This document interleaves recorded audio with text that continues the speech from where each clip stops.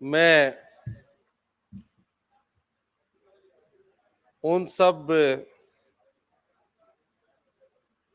सामाजिक चिंतकों, सुधारकों को नमन करता हूं, जिनकी वजह से हम समझते हैं कि कोरोना जैसी जो ये बीमारी जिसको बहुत बड़े पैमाने पे फैलाया जा रहा है, ये ऐसी कोई बीमारी नहीं है। ये सोचने की हमें ताकत मिली।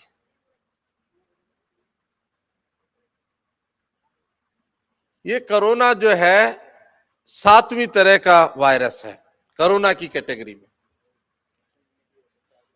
और जो पहले 4 तरह के जो वायरस हैं वो बहुत माइल्ड किस्म के वायरस थे, उसके बारे में डेथ रेट का कोई खास डाटा अवेलेबल नहीं है।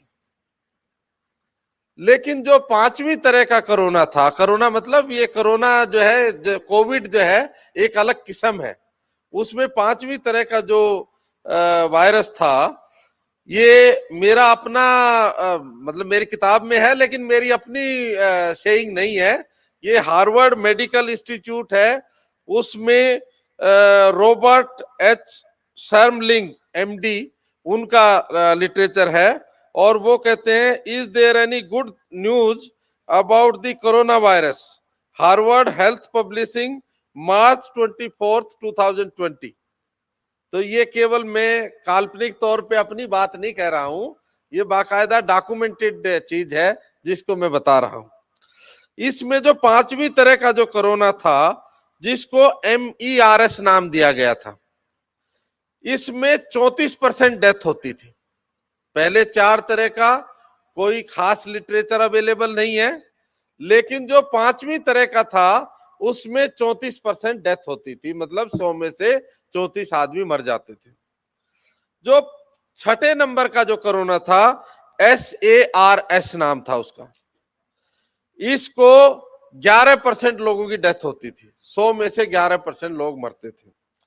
जब ये रिसर्च उनकी आई, उस समय उन्होंने ये माना कि ये जो कोरोना है, इससे 1% या इससे कम डेथ होती है।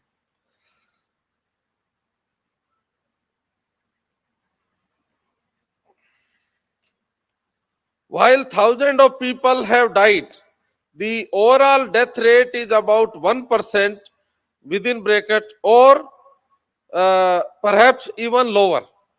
अभी जो एग्जिस्टिंग जो डाटा है उसके हिसाब से अब इसका डेथ रेट, पहले उन्होंने 0.6 किया, अब 0.1 इसका डेथ रेट है आज की डेट में। और अगर इंडिया का हम कंटेक्स्ट देखें तो जो डेथ हुई है और जो पॉजिटिव नेगेटिव जो केस है उनका जो डाटा है, उसके हिसाब से 1.45% डेथ रेट है इंडिया के हिसाब से। लेकिन जो ये हम मास्क लगा रहे हैं, ये एक बहुत डेंजरस चीज है। मतलब इससे अगर आपकी ऑक्सीजन की ब्रेन में, बॉडी में कमी हो जाएगी, तो निश्चित तौर पे जो एग्जिस्टेंस है जिस साइंस का जो मान्यता प्राप्त है, उसके हिसाब से आपको ऑक्सीजन की डेफिशिएंसी की वजह से कैंसर हो जाएगा। सैनिटाइजर से भी कैंसर होता है। ये ऐसी चीजें हैं जिनको हमें अंडरस्टैंड करना चाहिए। अब मैं अपने टॉपिक पे आता हूं, क्योंकि कोरोना क्या है ये भी समझना जरूरी है। आज हम देख रहे हैं कि हमारे जो जिन परिवारों में मेडिकल डॉक्टर हैं, चाहे उनकी बीवी डॉक्टर है, चाहे उनका दामाद डॉक्टर है, चाहे उनका भाई डॉक्टर है, उन्होंने इस बीमारी को बहुत बड़े पैमाने पे फैलाया मतलब सर्कुलेट नहीं किया, इसका जो डर है वो उन्होंने फैलाया। उनका जो पढ़े लिखे समझदार जो एक्सपर्ट आदमी है, उनका काम था कि वो एजुकेट करते, भाई इसमें मरने का खतरा नहीं है। लेकिन उन्होंने कहा नहीं, मास्क लगाओ नहीं तो मर जाओगे। मरना सभी को है, मुझे भी मरना है, आपको भी मरना है। मरना कोई ऐसी अजीब चीज नहीं है कि कोई भी यहाँ परमानेंट नहीं आया है, टेम्परेरी मसला है अपने लोगों का। तो इसलिए मरने के लिए तैयार रहना चाहिए। और ये जो वर्तमान सरकार है, इसको ये समझ में आ गया कि ये मरने में इंटरेस्टेड नहीं है, जीने में ज्यादा इंटरेस्टेड है। इसलिए उन्होंने ये सारा प्रोटोकॉल बनाया। अब मैं अपने टॉपिक के ऊपर आता हूं। ये जो लेबर के बारे में 29 कानून थे, 29, और एक जो आपको जो मिलता है जीपीएफ वगैरह, उसका जो कानून था वो तकरीबन 1200 पेज का एक्ट है उसमें। और ये चारों जो कानून बनाए हैं, इन चारों कानूनों में थोड़ा कमेंट्री भी है इसमें, लेकिन इतने पेज हैं टोटल। मजदूरों के बारे में केवल इतने पेज हैं, ये एक्स्ट्रा मटेरियल है। ये दूसरा जो पुराने जो कानून है उनका कुछ उन्होंने एक्स्ट्रा टाइप लगाया है। तो अगर हम देखें, उन्होंने एक बनाया कोड ऑफ वेजेज, 2019 में बनाया। उस समय कोरोना का मसला नहीं था, इसलिए उसको हम कोरोना से नहीं जोड़ सकते। पर इसको बनाने के लिए उन्होंने 4 जो कानून थे उनको खत्म किया गया। 4 कानून मतलब पेमेंट ऑफ वेजेज एक्ट जो 1936 में बना था, मिनिमम वेजेज एक्ट जो 1948 में बना था, पेमेंट ऑफ बोनस एक्ट जो 1965 में बना था, और इक्वल रिम्यूनरेशन एक्ट जो 1976 में बना था। 4 एक्ट थे और काफी उसका लिटरेचर भी था, लेकिन उन्होंने एक छोटा सा एक्ट बना के 15-20 पेज का उन एक्टों को खत्म कर दिया। मैं ये एजुकेट करना बहुत ज्यादा जरूरी है, क्योंकि आप लोग गवर्नमेंट एम्प्लॉई हैं, आप लोग समझते हैं हम लेबर की चर्चा कर रहे हैं, हम आपकी भी चर्चा कर रहे हैं। इसमें कुछ ऐसा मसला भी है जो आप लोगों को नहीं पता है और जो आप लोगों को अफेक्ट करने वाला है। इंडस्ट्रियल रिलेशन कोड एक बनाया उन्होंने, उसमें ट्रेड यूनियन जो होती है उसको, उसका एक्ट था 1926 में बना था, उसको रिपील कर दिया। Industrial employment standing orders act जो 1946 में बना था उसको भी रिपील कर दिया। इंडस्ट्रियल डिस्प्यूट एक्ट जो 1947 में बना था उसको भी रिपील कर दिया। 3 इसमें रिपील हो गए। फिर तीसरा जो इन्होंने बनाया वो है कोड ऑफ सोशल सिक्योरिटी। जो ये तीनों जो अब मैं जो पहले के बाद जो तीनों चर्चा कर रहा हूं, ये कोरोना काल में हुए और इनके ऊपर कोई चर्चा नहीं हुई।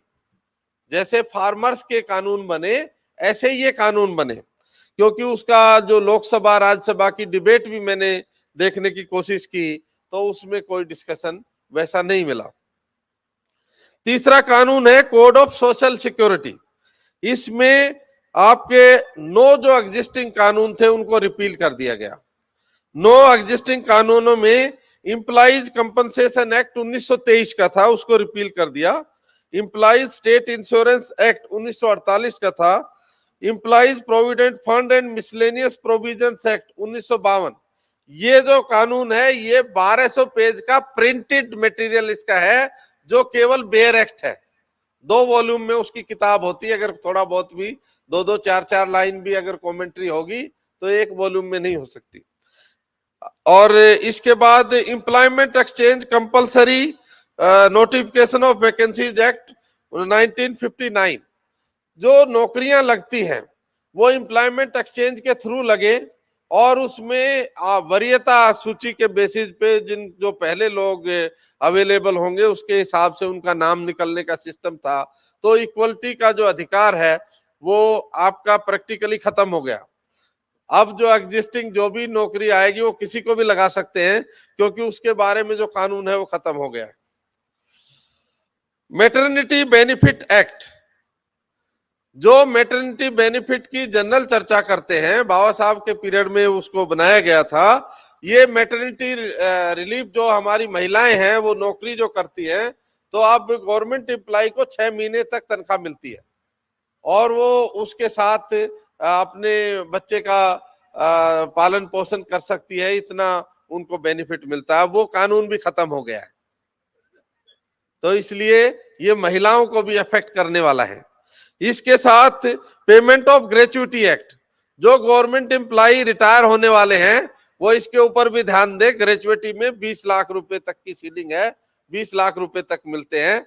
अब उसका भी कानून खत्म हो गया है। उसके बाद साइन वर्कर्स वेलफेयर फंड, जो सिनेमा वगैरह में काम करते हैं उनके बारे में है। और building and other construction workers welfare cess act जो 1996 में बना था।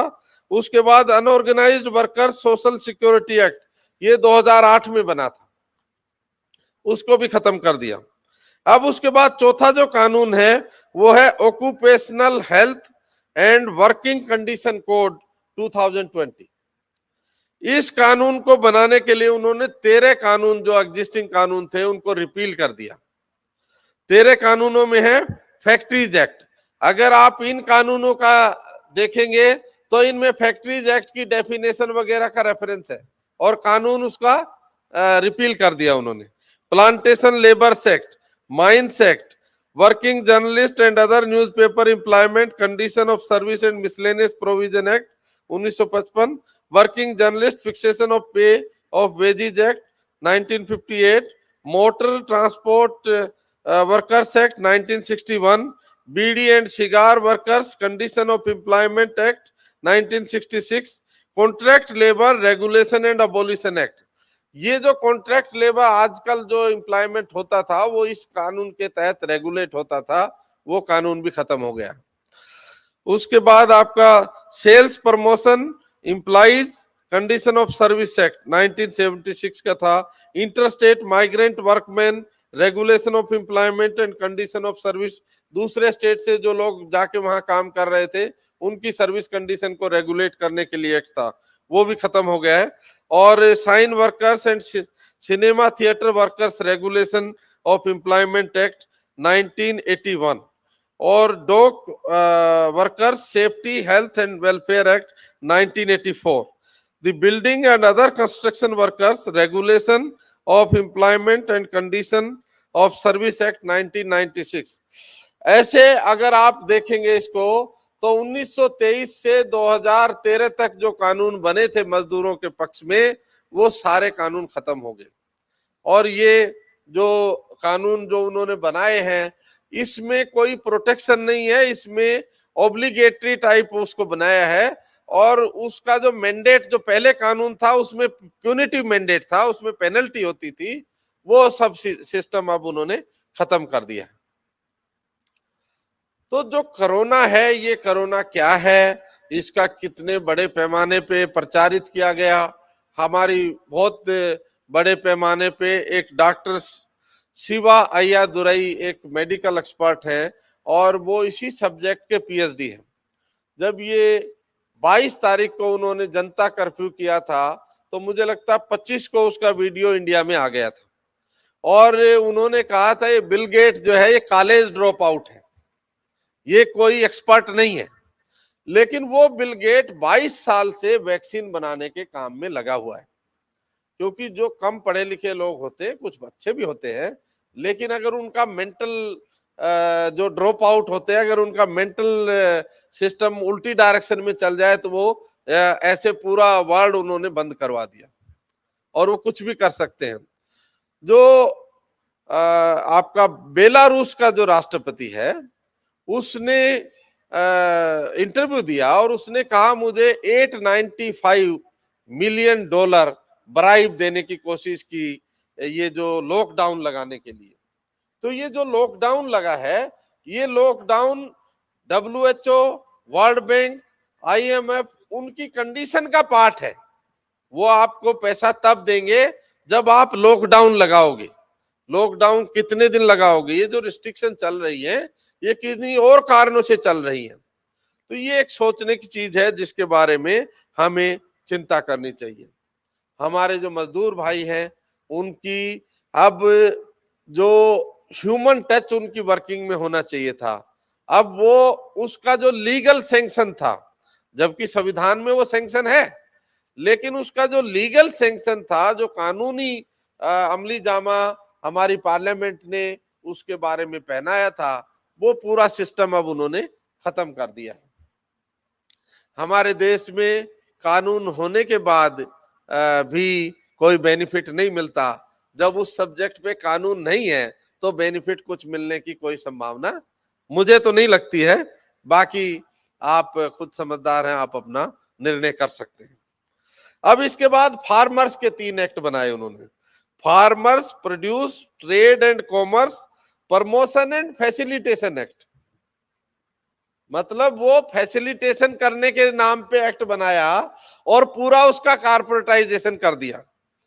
दूसरा बनाया farmers empowerment and production agreement on price assurance farm services act, मतलब इसका जो भाव है वो ऐसा लगता है जैसे फार्मर को एम्पावर कर रहे हैं, जबकि जो फार्मर को थोड़ा बहुत जो राइट है अपने इंडिपेंडेंस का, वो सारे राइट वो खत्म कर रहा है। उसके बाद इसेंशियल कमोडिटीज में कुछ चीजें आती थी जिसकी वजह से जो बिजनेसमैन है वो ज्यादा उसको प्रिक्योर करके इकट्ठा नहीं कर सकता था, तो उसके लिए उन्होंने इसेंशियल कमोडिटीज अमेंडमेंट एक्ट किया, और जिसकी वजह से जो बड़े जो बिजनेसमैन है वो कितना भी खाद्यान्न इकट्ठा कर सकते हैं। ये हमारे दो सब्जेक्ट हैं जिसके ऊपर हमें चिंता करनी चाहिए, और ये हमें चिंता इसलिए करनी चाहिए कि हालांकि फार्मर्स का बहुत बड़े पैमाने पे दिल्ली के चारों तरफ आंदोलन है, लेकिन वो आंदोलन जो है वो जो ब्राह्मणवादी मीडिया है उस आंदोलन को एक प्रदेश का आंदोलन बता रहा है, उस प्रदेश में भी एक जाति का आंदोलन बता रहा है, जो कि जो वहां के हालात है वो मुझे लगता है उसके टोटली विपरीत हैं, और उसमें एक जाति नहीं मतलब पूरे लोग उसमें इन्वॉल्व हैं, और एक प्रदेश ही नहीं पूरा देश उसमें इन्वॉल्व है।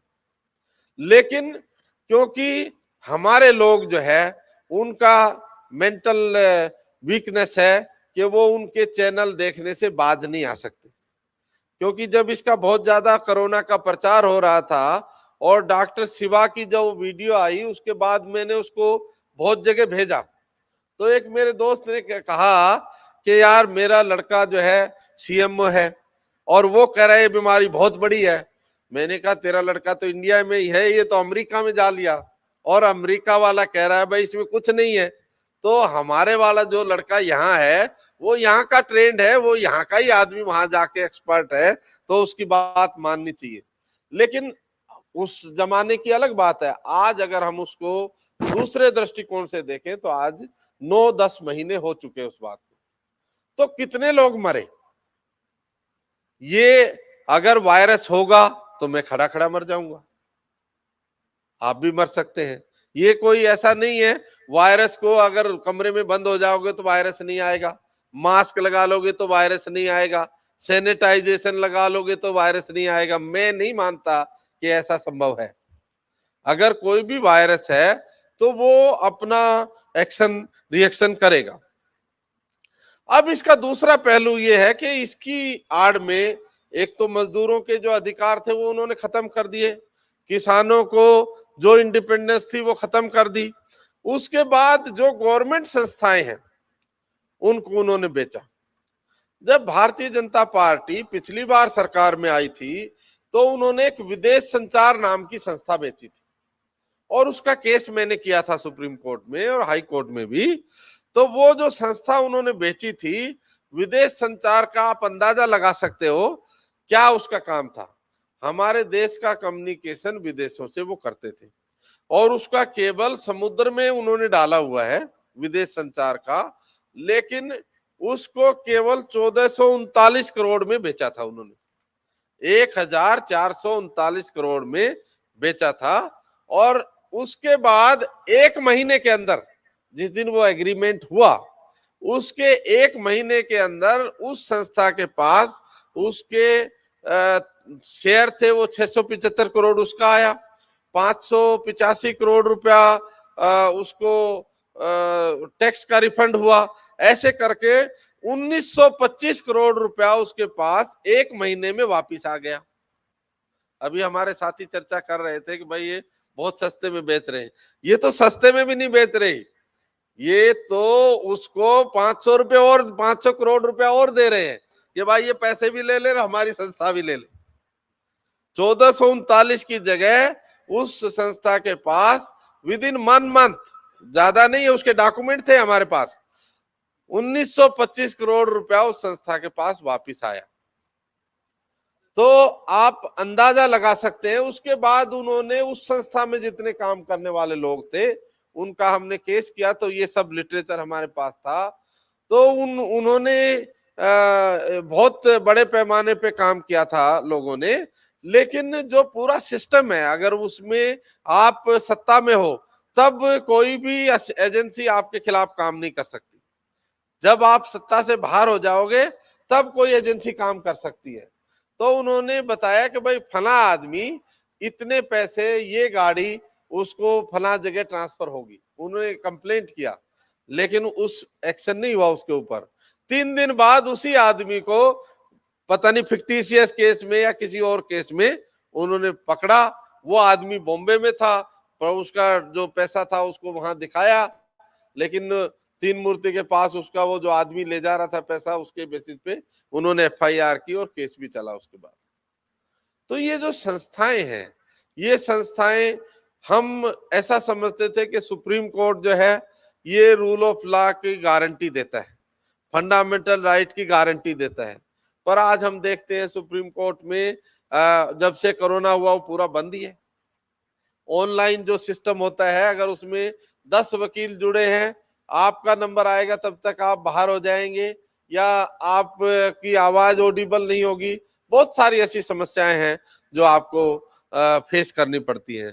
तो ये जो पूरा सिस्टम है, जो इंस्टीट्यूशंस हैं, उनमें ऑब्जेक्टिव अपॉइंटमेंट्स नहीं है। आज सुप्रीम कोर्ट जो है उसने इंटरप्रिटेशन किया कंसल्टेशन वर्ड का, और कंसल्टेशन वर्ड का इंटरप्रिटेशन करके उन्होंने जुडिशरी की प्राइमेसी एस्टेब्लिश की। वो कर सकते थे, मैं उसके ऊपर नहीं जाता, लेकिन वो तब नहीं कर सकते जब संविधान सभा ने उस प्रपोजल को स्पेसिफिकली रिजेक्ट किया। संविधान सभा ने ये बातें हुई थी कि भाई चीफ जस्टिस को आप प्राइमेसी दीजिए, तो डॉक्टर अंबेडकर ने संविधान सभा में कहा था कि चीफ जस्टिस भी आदमी है और हम किसी आदमी के ऊपर भरोसा नहीं कर सकते। लेकिन आज हम देख रहे हैं कि हम व्यक्तिवाद का बहुत बड़ा पैमाने पे शिकार हैं। जो लोग उसका आंदोलन भी चला रहे हैं वो भी व्यक्तिवाद का आंदोलन चला रहे हैं और उसकी चर्चा भी कर रहे हैं। तो ये जो पूरा जो प्रोसेस है, ये पूरा प्रोसेस उन्होंने जिस तरह से डेवलप किया, जिस तरह से उसको आगे बढ़ाया, वो पूरा प्रोसेस इसके ऊपर डिपेंड करता है कि आप उसमें जो करने वाले हैं उसका रिजल्ट क्या आएगा। हमारे संविधान में बराबरी का अधिकार है, तो क्या बराबरी हमें मिल गई? संविधान ने सबको बराबरी दी, नौकरी में बराबरी दी। अगर जो लोग नौकरी कर रहे हैं और आप एससी एसटी ओबीसी के आदमी हैं, अगर आप ऑर्गेनाइज सर्विस के मेंबर नहीं है, जैसे उसमें 100 आदमी है तो 100 के 100 आदमी को प्रमोट कर देते हैं, उसमें ऐसा होता है ऑर्गेनाइज सर्विस में। लेकिन आप किसी डिपार्टमेंट में हैं और उसमें अगर आपका टर्न आ रहा है तो 2 साल तक तो आपको यही इंतजार करना पड़ेगा जब वो अनरिजर्व कैटेगरी का आदमी आपका नीचे से जब तक तैयार नहीं हो जाएगा तब तक आपका प्रमोशन ही नहीं होगा। ऐसे केस हम हर रोज कर रहे हैं। तो ये जो पूरा प्रोसेस है ये रिफ्लेक्ट करता है कि हमें बराबरी का अधिकार नहीं है। ये तो गवर्नमेंट की एजेंसीज में जो हो रहा है उसके बारे में हम चर्चा कर रहे हैं। जो प्राइवेट वाला है उसमें तो कोई चर्चा करने की संभावना नहीं है। एक हमारा दोस्त था, वो हमारा जूनियर था एलएलबी में, तो बॉम्बे में किसी कंपनी में लग गया। तो मैं वहां गया किसी संदर्भ में, तो मैंने उससे पूछा भाई पता है तेरा? उसने कहा भाई साहब शाम को छुट्टी कर देंगे अगर पता लग जाएगा। तो जो हमारे लोग उस सिस्टम में काम भी कर रहे हैं वो अपनी आइडेंटिटी छुपा के या अपने आप को बिल्कुल मार के उस सिस्टम में काम कर रहे हैं। तो ऐसी दशा में वो समाज के लिए क्या कंट्रीब्यूट कर सकते हैं, अपने लिए क्या कंट्रीब्यूट कर सकते हैं, और वो एक एनिमल सर्वाइवल की तरह जिंदगी जी रहे हैं। अभी इस सरकार ने बहुत बड़े पैमाने पे डिसइन्वेस्टमेंट किया। डिसइन्वेस्टमेंट में रेलवे तक का डिसइन्वेस्टमेंट किया। आजकल बहुत बड़े वीडियो आ रहे हैं कि आपको पता है रेलवे बंद क्यों है। और ये जो रेलवे के जो सिस्टम है उस सिस्टम को हमने बहुत रेलवे के केसेस किए और इंसिडेंटली हमें उसमें कई बार सक्सेस भी मिली। तो हम ये देखते हैं कि उसमें एक डीआरएम पोस्ट होती है। अगर आप डीआरएम नहीं बने तो आप जनरल मैनेजर नहीं बनेंगे, जनरल मैनेजर भी नहीं बनेंगे, मेंबर भी नहीं बनेंगे, चेयरमैन भी नहीं बनेंगे। अगर 52 साल से पहले आप डीआरएम बन जाते हैं तो ही आपका ओपनिंग ऊपर रहती है, अदरवाइज ऊपर वाली सब पोस्टों के लिए आप डिबार हो जाते हैं, किसी पोस्ट पे आपका प्रमोशन नहीं होगा। और जब उन्होंने डिसाइड किया कि जयपाल सिंह जी को डीआरएम नहीं बनाना है, तो वो इनके खिलाफ कुछ एक्शन करेंगे, ये कोर्ट में जाएंगे, कोर्ट में जीत भी जाएंगे तो भी वो अपील में जाएंगे, और वो किसी न किसी स्टेज पे उनको मतलब सक्सेस नहीं भी मिलेगी तो इनका कैरियर जो है चौपट करने के में वो सक्सेस हो जाएंगे, क्योंकि अगर वो टाइम निकल जाएगा फिर वो कहेंगे 52 साल से ज्यादा का हो गया, अब इसको नहीं किया जा सकता।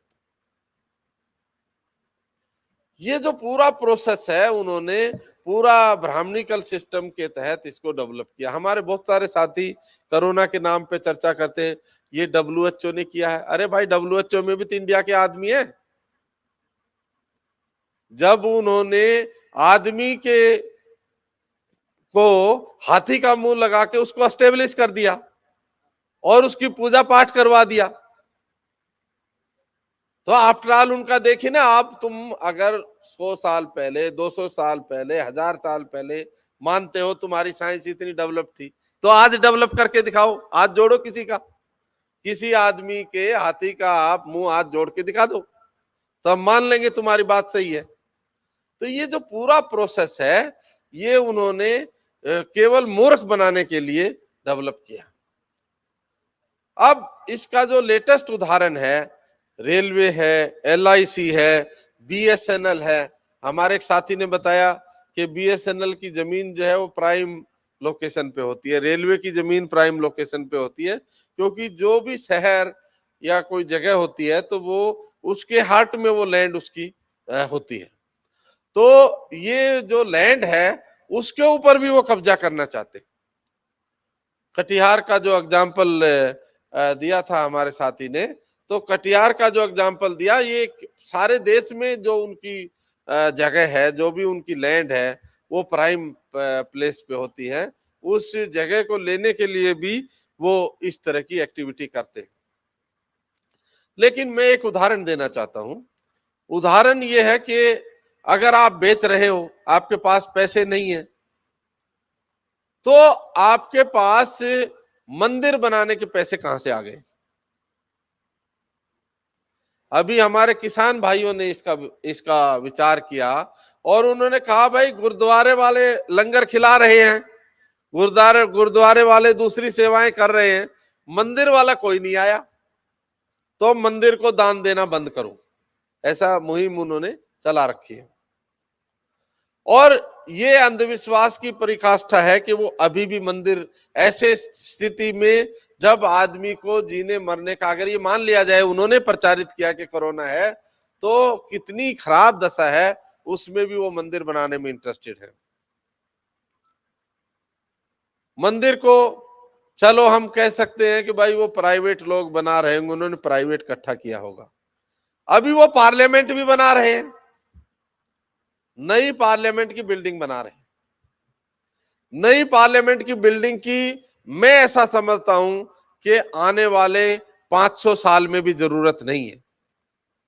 जिन लोगों ने पार्लियामेंट को अंदर जाके देखा होगा, उसकी कंस्ट्रक्शन 500 साल तक भी खराब होने वाली नहीं है और उसमें कोई डेफिशिएंसी नहीं है।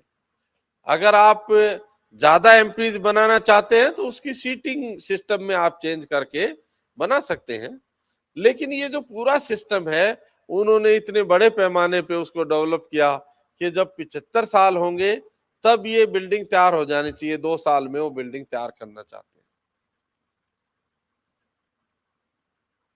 पार्लियामेंट जो इंस्टीट्यूशन एस्टेब्लिश किया गया वो हमारे हक अधिकार को प्रोटेक्ट करने के लिए एस्टेब्लिश किया था, लेकिन आज पार्लियामेंट का सेशन ही नहीं हुआ। जो कन्वेंशनली हर समय दिसंबर में सेशन होता था वो सेशन नहीं हुआ। अब अगर मान लो कोरोना से नहीं हुआ, तो जब आपका होम मिनिस्टर बंगाल में जा रहा है उसी पीरियड में जब आपको सेशन करना है और वहां 50,000 1 लाख आदमी इकट्ठा हो रहा है, तो ये जो पूरा सिस्टम है, अगर वहां 500 एमपी इकट्ठे होंगे, 500 तो सारे कभी होते ही नहीं है। 543 जो नंबर है, वो सेशन में सब लोग उपलब्ध नहीं होते हैं। किसी दिन 400 होंगे, किसी दिन 300 होंगे, किसी दिन 200 होंगे, ये मतलब उनका नंबर रहता है। और कभी 100 होंगे, कभी बाद में 50 होंगे, कभी जो है 20 आदमी भी कोरम भी नहीं होता है, तो बेल बजती है, फिर अगर कोई ऑब्जेक्ट कर देता है तो पोस्टपोन करना पड़ता है, अडजॉर्न करनी पड़ती है। लेकिन आज जो पार्लियामेंट की भूमिका है, जो हमारे संविधान ने दी, जो सुप्रीम कोर्ट की भूमिका है, जो हमारे संविधान ने दी, आज हम ऐसा देख रहे हैं कि वो अपनी भूमिका निभाने में कामयाब नहीं है। क्योंकि जो विचार है, विचार का बहुत ज्यादा महत्व है, और जिस विचार को उन्होंने एस्टेब्लिश किया, उस विचार का जो एस्टेब्लिशमेंट है, उसके साथ अंधविश्वास का भी एस्टेब्लिशमेंट साथ होता है। आपको सारे खिड़की दरवाजे बंद करके सोचना है, जो कह रहा है वो सही है, तो आप सक्सेस होंगे। जो उनके साथ हमारे दोस्त काम कर रहे हैं, बड़े अच्छी पोजीशंस पे भी हैं, उनसे भी चर्चा करते आ रहे, डॉक्टर साहब रहने दो। एक हमारे दोस्त थे, वो एमपी थे, मैंने जब ये इकोनॉमिक रिजर्वेशन का अमेंडमेंट हो रहा था, तो मैंने कहा आप डॉक्टर साहब ये इशू उठाओ, तो उसने कहा डॉक्टर साहब 2 महीने बाद चुनाव है, आप मेरी टिकट कटवाओगे। वो नहीं बोला तब भी उसको टिकट नहीं मिली। जो मैंने कहा उस सब्जेक्ट पे वो नहीं बोला, तब भी उसको टिकट नहीं मिली। तो आप अंदाजा देखिए कि जो पूरा सिस्टम है, जिस तरह से काम करता है, कि हम जोड़ तोड़ उधेड़ बुन में ही लगे रहते हैं, और अल्टीमेटली हम उसमें से कुछ निकाल नहीं पाते। अब मैं आपको एक एग्जांपल देता हूं, जो भारत पेट्रोलियम कॉर्पोरेशन लिमिटेड है, उसने 2018-19 में भारत सरकार को 95,035 करोड़ रुपया टैक्स दिया। 95,035 करोड़ रुपया टैक्स दिया उसने भारत सरकार को, और 11,386 करोड़ मुनाफा दिया। ये दोनों हेड जो है, ये 1,06,000 करोड़ हो जाता है। अब जो सोशल मीडिया में उसका लिटरेचर तो हमारे पास नहीं आया, हमने कोशिश भी की कई लोगों के थ्रू, लेकिन कोई लिटरेचर ऑथेंटिक नहीं मिला। 58,000 करोड़ में उसको बेच रहे हैं। जो मैंने विदेश संचार निगम का डाटा दिया, ये वैसा ही है, क्योंकि वो उतने में बेच रहे, उससे ज्यादा पैसे उनको कहीं से आने वाले भी होंगे। और उसकी 31 कंपनियां हैं। जो भारत पेट्रोलियम है, इसकी अपनी सब्सिडरी कंपनियां 31 है। 31 में से 23 ऐसी कंपनी है जो 100% उनके फाइनेंस्ड है बीपीसीएल से, और बाकी कंपनियां भी ऐसा नहीं है 10-5% वाली, किसी में 70% है, किसी में 60% है, तो वो भी मेजोरिटी शेयर होल्डिंग उनकी है। ये जो पूरा सिस्टम है, जो हमारे उसको हक अधिकार को हम देख रहे हैं, तो हमारे जो लोग हैं वो केवल ऐसा समझते हैं कि मैं आंदोलन नहीं करूंगा तो मेरी नौकरी बची रहेगी। ऐसे ऐसे लोग हमारे समाज में हैं, लेकिन फिर वो नौकरी ऐसे बचने वाली नहीं है, क्योंकि आप अगर एक्टिविटी नहीं करेंगे, आप लोगों को जागरूक नहीं करेंगे, तो डेमोक्रेसी में आपके हक अधिकार बचना जो है बहुत मुश्किल है। क्योंकि ये डेमोक्रेसी,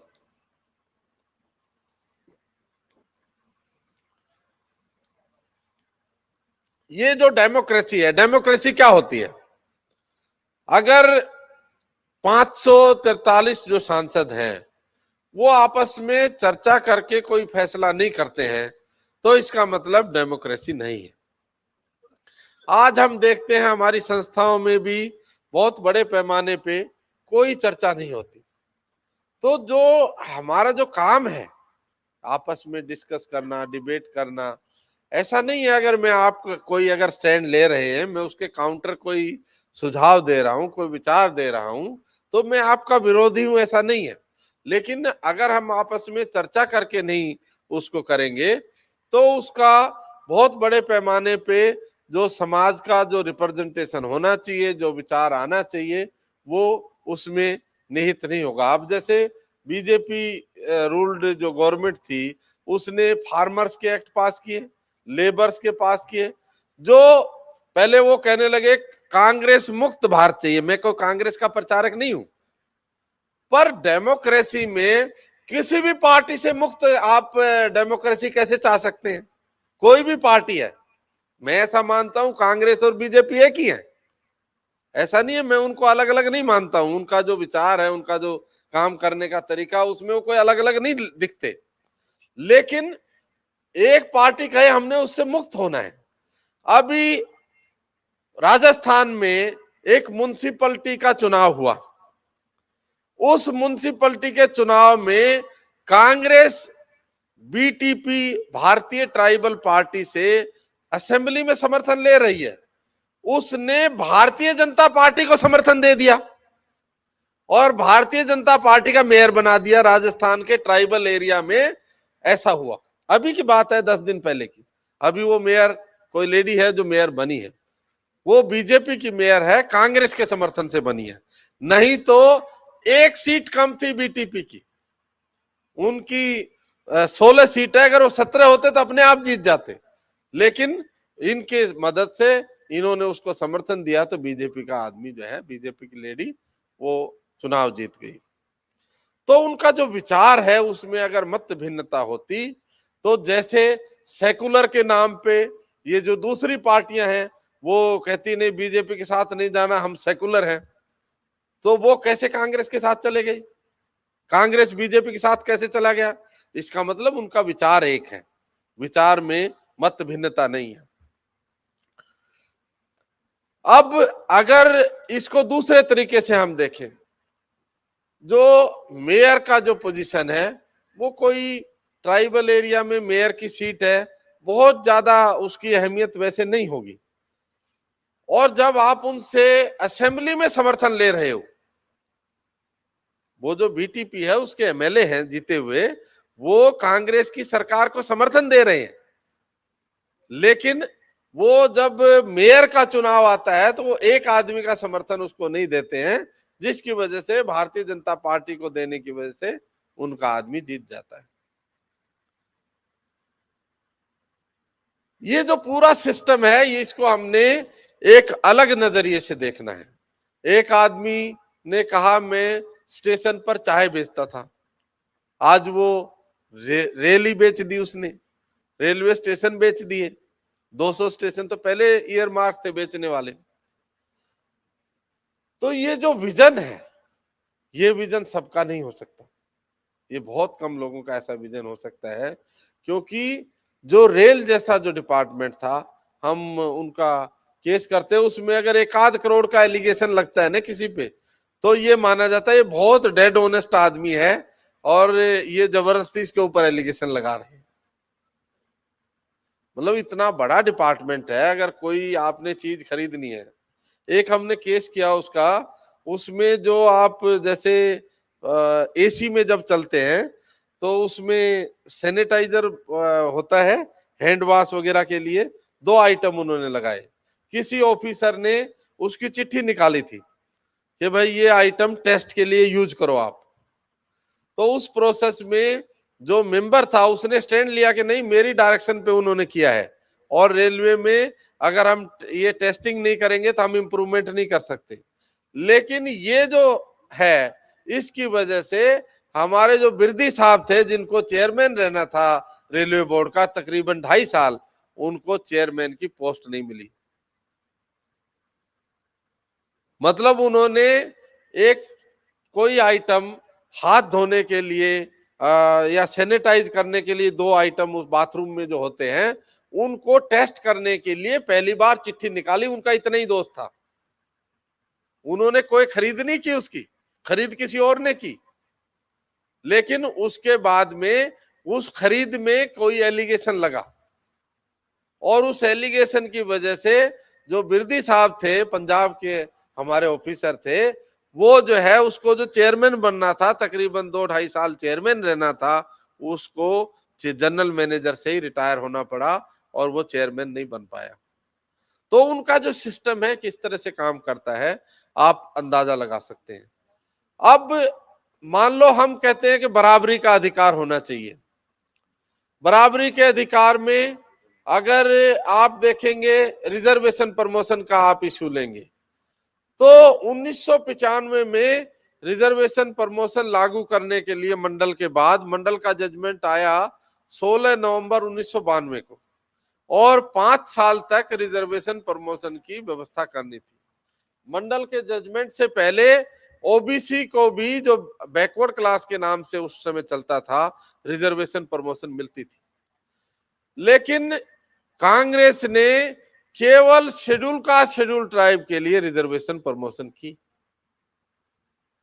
उस समय सीताराम केसरी जी वेलफेयर मिनिस्टर थे, उन्होंने उसको इंट्रोड्यूस किया था। तो हम 2-3 वकील उसके पास शिवशंकर के पास नॉर्मली जाते थे।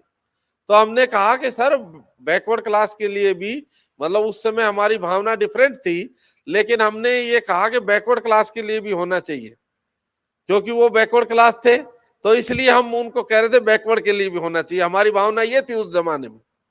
लेकिन उसने कहा कि भाई मेरी पार्टी में सहमति नहीं हुई है, इसलिए मैं नहीं कर पा रहा हूं। आज वो जो 1995 में उन्होंने अमेंडमेंट किया, 17 जून 95 को, कांग्रेस जो है मई 96 तक रूल किया कांग्रेस ने, लेकिन उसके लिए जो ऑफिस मेमोरेंडम निकलता वो नहीं निकाला। और उसका ऑफिस मेमोरेंडम निकला 13 अगस्त 1997 को। जो 17 जून 95 को एक्ट आया, अमेंडमेंट हुआ, उसको लागू किया गया 13 अगस्त 1997 को, 2 साल 3 महीने के बाद। और उसकी वजह से बाद में वो सोचते रहे कि ये हमने सही किया कि गलत किया। कांग्रेस रूल्ड स्टेट था हिमाचल प्रदेश, उसमें हम बहुत मुश्किल से रिजर्वेशन प्रमोशन का केस जीते। जस्टिस निज्जर थे, उन्होंने कहा भाई ये अमेंडमेंट तुमने इनको हैसल फ्री रिजर्वेशन देने के लिए किया है, तो इसलिए मैं ये सब कंडीशन नहीं मानता हूं, तुम इनको लागू करो। लेकिन जिस कांग्रेस को हम बहुत अच्छा मानते हैं, उसने एफिडेविट फाइल किया सुप्रीम कोर्ट में जब हमने कंटेम्प्ट डाली कि ये अनेबलिंग प्रोविजन है और ये हमारी डिस्क्रिप्शन, हम इनको दे या ना दें, और हम नहीं देना चाहते, तो हमारी कंटेम्प्ट को क्लोज कर दिया सुप्रीम कोर्ट की डायरेक्शन के बावजूद। हमारे बहुत सारे साथी ऐसा मानते हैं कि नहीं ये बीजेपी खराब है, कांग्रेस अच्छी है। तो वो कांग्रेस का भी जो स्ट्रक्चर है आप उसको एनालाइज कर सकते हैं। अब वो जो अमेंडमेंट हुआ, उस अमेंडमेंट का प्रभावी ढंग से अभी भी कहीं पे भी लागू नहीं हुआ। पंजाब में हमारी पॉपुलेशन 32% है, 31.94% केवल शेड्यूल कास्ट की पॉपुलेशन है। और वहां रिजर्वेशन कितनी है? क्लास 3 क्लास 4 में 20% और क्लास ए क्लास बी में 14%, मतलब 12% तो लोअर पोस्टों में कम दे रहे वो। 32% की जगह वो केवल आपको 20% दे रहे हैं, और आपका 32% की जगह केवल 14% वो हायर पोस्टों में ग्रुप बी ग्रुप ए में दे रहे हैं। पहले जब हम देखते थे तो सर्विसेज में लोग होते थे। अब उन्होंने क्या किया कि शेड्यूल कास्ट में कैटेगराइजेशन किया, ए कैटेगरी, बी कैटेगरी, उसका आज बड़े पैमाने पे चर्चा हो रही है। और चाहे वो कांग्रेस रूल्ड स्टेट है, चाहे बीजेपी रूल्ड स्टेट है, चाहे दूसरा ब्राह्मणिकल पार्टी रूल्ड स्टेट है, या जो फार्मर्स की जो पार्टियां डेवलप हुई जैसे टीडीपी वगैरह, उन्होंने भी उस कैटेगराइजेशन को बड़े पैमाने पे मान्यता दी और वो उसको लागू करना चाहते हैं। बाबा साहब डॉक्टर अंबेडकर ने कहा था कि आप किसी भी इंडिविजुअल के खिलाफ डिस्क्रिमिनेशन नहीं करेंगे। संविधान सभा में कहा था, इंडिविजुअल ओपिनियन नहीं थी उनकी, संविधान सभा की ओपिनियन थी। लेकिन आज हम देख रहे हैं कि वो जो व्यवस्था है उसमें बहुत बड़े पैमाने पे डिस्क्रिमिनेशन होती है। हरियाणा, पंजाब, आंध्र प्रदेश और बिहार, बिहार में जैसे पासवान जो है वो मंत्री होगा तो उसकी कास्ट को कह दिया ये दलित है और दूसरे महादलित है। जब कोई दूसरी कास्ट का मंत्री हो जाता है उसको वो दलित डिक्लेयर कर देते हैं, दूसरे को महादलित कर देते हैं। अभी चुनाव में हम 1 महीने के करीब बिहार में रहे और हमने देखा वहां कितनी खराब हालत है। जब हम छोटे बच्चे थे, हरियाणा पंजाब में मुझे लगता है उतनी ज्यादा जो इकोनॉमिक डिप्राइवेशन उतने बड़े पैमाने पे नहीं है। अब बीजेपी की सरकार आई है, हो सकता है अब आगे वो डिप्राइवेशन हो, लेकिन अभी तक उतना ज्यादा नहीं था। वहां लोग केकड़े या कोई चीज निकाल के खाने वाली ऐसी जातियां हैं और पूरा फूस का घर है उसका, एक छोटी सी झोपड़ी बनाई है वो पूरा फूस का होता है और कैसे वो लोग रहते हैं, कैसे उनका जीवन यापन होता है। लेकिन वहां के सबसे बड़े नेता बाबू जगजीवन राम, उससे बड़े नेता रामविलास पासवान, और उन्होंने पूरी जिंदगी मौज ली। उन्होंने कोई वहां के जो लोग थे उनके बारे में कोई चिंता नहीं की। तो ये जो पूरा प्रोसेस है ये इसके ऊपर डिपेंड करता है। हम कोरोना वायरस की जो चर्चा कर रहे हैं, ये कोरोना वायरस है या नहीं है, लेकिन हमें उससे डरना नहीं है। हमारे तिलक कुमार जी जब से आए हैं इन्होंने मास्क हटाया नहीं है बिल्कुल, क्योंकि इनकी वाइफ डॉक्टर है और डॉक्टर WHO से बाहर पढ़ते ही नहीं है। मैं कानून का आदमी, मैं कोई हेल्थ का आदमी नहीं हूं, लेकिन मैंने 400 पेज की किताब इसके खिलाफ लिख रखी है। मेरा पब्लिशर कहता है जब थोड़ा ढील हो जाएगी तभी छाप पाऊंगा, अभी नहीं छापूंगा मैं इसको, नहीं तो मेरी जो पब्लिशिंग हाउस है उसको बंद करवा दोगे आप। ये जो हमारे जो लोग हैं, अगर हम ये मास्क लगाएंगे तो भी जिंदा रह जाएंगे इसकी भी कोई गारंटी नहीं है। एक हमारे साथी थे, हमारे साथ प्रैक्टिस करते थे, उनके घर गए हम और उनके 2-3 किलोमीटर दूर हमारे कल्की साहब रहते हैं। तो हमने कहा, बड़े साहब हम उनको कहते थे, बड़े साहब चलो कल्की साहब के यहाँ चलते हैं। वो कह रहे नहीं डॉक्टर साहब आप ही हो आओ। और वो नहीं गया, अपने घर में ही मर गया। वो, उसको कोई कोरोना नहीं हुआ लेकिन अपने घर में ही मर गया और पूरा हष्ट पुष्ट था। हालांकि वो 82-83 साल का था, लेकिन आप उसको देख के 60 साल का भी नहीं बता सकते थे। 5-6 किलोमीटर वो सुबह घूमता था, 5-6 किलोमीटर शाम को घूमता था। लेकिन ये कोरोना आने के बाद वो अपने घर से, उसका साला मिला था उसकी डेथ के बाद जब हम गए, तो वो कह रहा था जी मेरा घर तो 2-3 गली छोड़ के, 2-3 रोड छोड़ के यह रोनी में, मेरे यहां भी वो कभी नहीं आए कोरोना होने के बाद। तो ये जो मानसिकता है, जो हमारे लोग हैं, नहीं हमारे जो जैसे मेडिकल लाइन में, दूसरी लाइन में जो लोग हैं, उनको एजुकेट करना चाहिए था भाई इतना डरने की बात नहीं है, ये गवर्नमेंट अपना काम करती रहेगी बेचने खरीदने का। क्योंकि बेसिकली तो ये जो गवर्नमेंट प्रॉपर्टीज हैं उनको बेचने के लिए उन्होंने ये सब रेगुलेशन लगा रखे हैं, जिसकी वजह से ये हो रहा है और हम इसको फेस कर रहे हैं। लेकिन जो पूरा जो उसकी प्रक्रिया है उसको अगर हम अंडरस्टैंड करें, उसके बारे में अगर हम चिंतन करें, तो मुझे लगता है हमें ये सोचने पे मजबूर होना चाहिए कि हमारे लोग जो है वो जिंदा रहने में कितने इंटरेस्टेड हैं, जबकि उनकी जिंदगी किसी काम की नहीं है। और जब उनकी जिंदगी किसी काम की नहीं है तो अगर वो मरने में इंटरेस्टेड होंगे तो उनको कोई मार नहीं पाएगा। ये वो मरने वाले हमारे दोस्त ही कहते थे कि भाई जो मरना चाहता है उसको कोई मारता नहीं है। लेकिन ऐसा आदमी भी ऐसी मानसिकता से ग्रसित हुआ।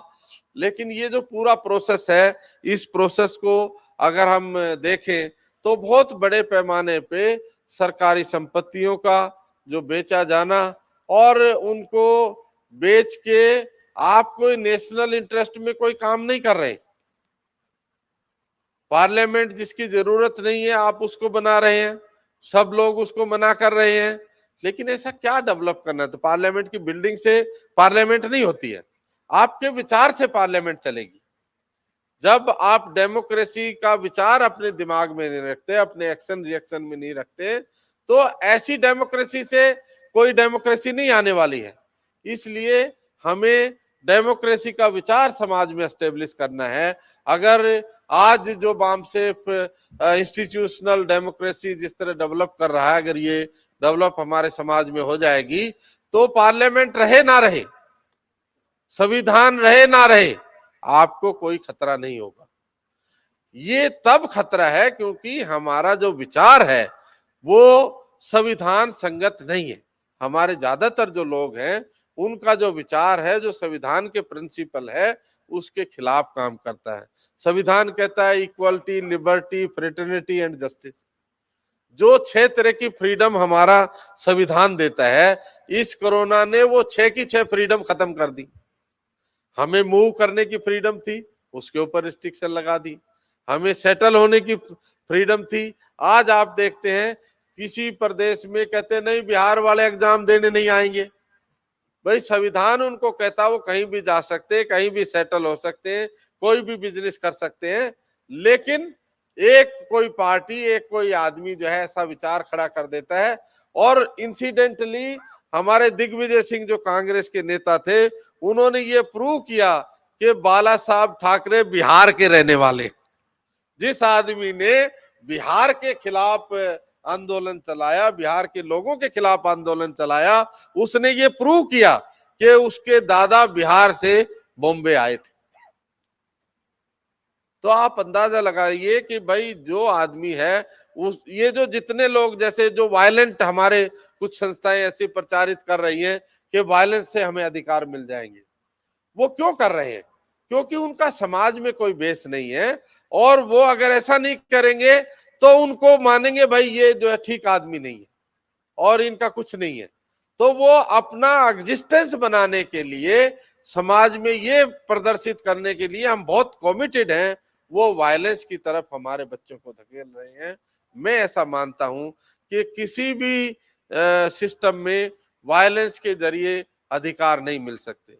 आज जो फार्मर्स बैठे हैं, आज हम उनको 1 महीना और 1 दिन हो गया, दिल्ली 2 दिन हो गए, क्योंकि 25 को पूरा महीना हो जाएगा, 1 महीना 2 दिन हो गए, लेकिन सरकार ने उनकी जो समस्या है उसके ऊपर कोई कार्रवाई नहीं की। और मैं ऐसा समझता हूं, मैं कोई ऐसे काल्पनिक बात नहीं आपको बता रहा हूं, कानूनी नजरिए से वो जो उन्होंने एक्ट बनाए हैं उसके ऊपर जो शेड्यूल 7 है, उसमें शेड्यूल 2 में एंट्री 14 और 18 के तहत वो स्टेट का राइट है उसके ऊपर कानून बनाने का, लेकिन इन्होंने कोई इंटरनेशनल एग्रीमेंट का रेफरेंस देके और तब वो कानून बनाए हैं। लेकिन वो कानून जो है उसके ऊपर पूरा जो अधिकार क्षेत्र है वो स्टेट गवर्नमेंट का है, इसलिए केंद्र सरकार उसके ऊपर कानून ही नहीं बना सकती, ऐसा मैं मानता हूं। और इसके ऊपर इसके बावजूद जब उसको चैलेंज किया गया तो पहले तो सुप्रीम कोर्ट में डिसमिस ही हो गए थे, फिर कहते हैं अटॉर्नी जनरल ने खड़े होकर कहा कि माय लॉर्ड नोटिस कर दो, तब उसके ऊपर नोटिस हुआ।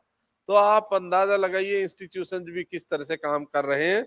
इन्हीं शब्दों के साथ मुझे लगता है संजय जी ने भी अभी कंक्लूड करना है, टाइम ज्यादा हो गया है, तो मैं अभी अपना जो बातचीत है यही खत्म करता हूं।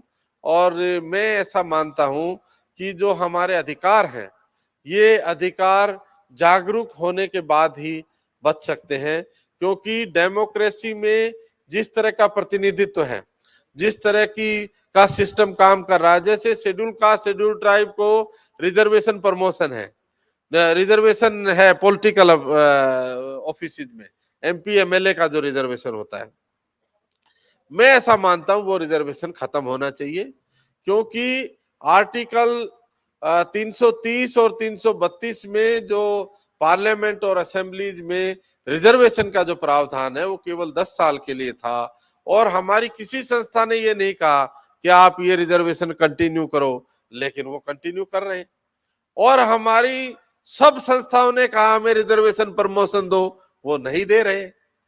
तो ये जो दोहरा चरित्र ऐसा क्यों वो अडॉप्ट कर रहे हैं? क्योंकि उनके जरिए वो हमारा जो समाज है उसको डिवाइड करने का काम करते हैं और वो जो हमारे समाज को बांटने का काम करते हैं, ये जो पूरा प्रोसेस है, इसको हमें अंडरस्टैंड करना है, अपने लोगों को जागरूक बनाना है और कोरोना से नहीं डरना है और जो गवर्नमेंट की प्रॉपर्टीज है उसको बेचने के बारे में हमारे समाज में, हमारे लोगों में बड़े पैमाने पे हमें चर्चा करनी चाहिए, क्योंकि ये जो बेच रहे, अगर हमारी सरकार आ जाती है people's party of India democratic की, तो हम बहुत बड़े पैमाने पे नेशनलाइजेशन करेंगे, क्योंकि ये जिस तरह से इन्होंने बेचा है उसी तरह हम इसको नेशनलाइज भी करेंगे, क्योंकि जैसे फ्री में ये खरीद रहे हैं तो फ्री में इनको नेशनलाइज भी करेंगे। ये जो है कोई मुश्किल काम नहीं है, क्योंकि जो हमारी जो पॉलिटिकल पार्टियां जो पहले हुई हैं उनमें उस तरह का कोई आधार डेवलप उन्होंने नहीं किया और वो अपने साये से डरते रहे, जिसकी वजह से आज समाज में इतने बड़े पैमाने पे आज हम प्रॉब्लम देख रहे हैं और हम डेमोक्रेटिक प्रिंसिपल्स को समाज में एस्टेब्लिश करने के लिए बड़े पैमाने पे हमें काम करने की जरूरत है। हम ऐसा देखते हैं कि हम चर्चा करते हैं भाई पैसा, लोग पैसे से वोट दे रहे हैं, लेकिन ऐसा नहीं है, लोग पैसे से वोट नहीं दे रहे। ये जो वोटिंग मशीन है इसमें भी थोड़ा घपला है और वोटिंग मशीन के अलावा बहुत सारे लोग भ्रमित होके भी लास्ट में उनका जो टीवी रेडियो जो देखते हैं, मुझे लगता है ये जो टीवी रेडियो ये तो सब बंद ही कर देने चाहिए और इसका कोई नया अल्टरनेटिव आप जो है एमएनटी न्यूज टाइप कोई ये ऐसा प्लेटफॉर्म आप डेवलप करके तभी उसको चेंज ला सकते हैं। जब तक आप उनकी चीजें देखते रहेंगे तो आपका विचार जो भी रहे अल्टीमेटली आप वही रहेंगे, क्योंकि ये जो सारा सिस्टम है जिनके कंट्रोल में है वो फुल टाइम उसके ऊपर काम कर रहे हैं। मेरी एक पड़ोसन लेडी है जो कंप्यूटर की एक्सपर्ट है, तो उसको हमने कहा भाई हमारी बेटी बहुत ज्यादा वो देखती है अपना मोबाइल, तो वो कह रही कि सर ये तो हमने आदमी लगा रखे इतने सारे, वो कोई बच्चा जो लग जाता है वो छोड़ नहीं सकता उसको। तो उनके लोग इसके ऊपर काम कर रहे हैं ताकि इस तरह की एडिक्शन डेवलप हो, तो हमें उसको छोड़ने के लिए उनका सिस्टम ही को त्यागना पड़ेगा। इन्हीं शब्दों के साथ मैं आप लोगों का आभारी हूँ कि आप लोगों ने इतने लंबे समय तक सुना और ये लंच आवर से पहले का सेशन होने की वजह से शायद और शॉर्ट होना चाहिए था, पर कुछ ऐसे विषय थे जिसके ऊपर हमें चर्चा करनी जरूरी थी। जय भीम, जय भारत, जय मूल निवासी, जय संविधान। धन्यवाद।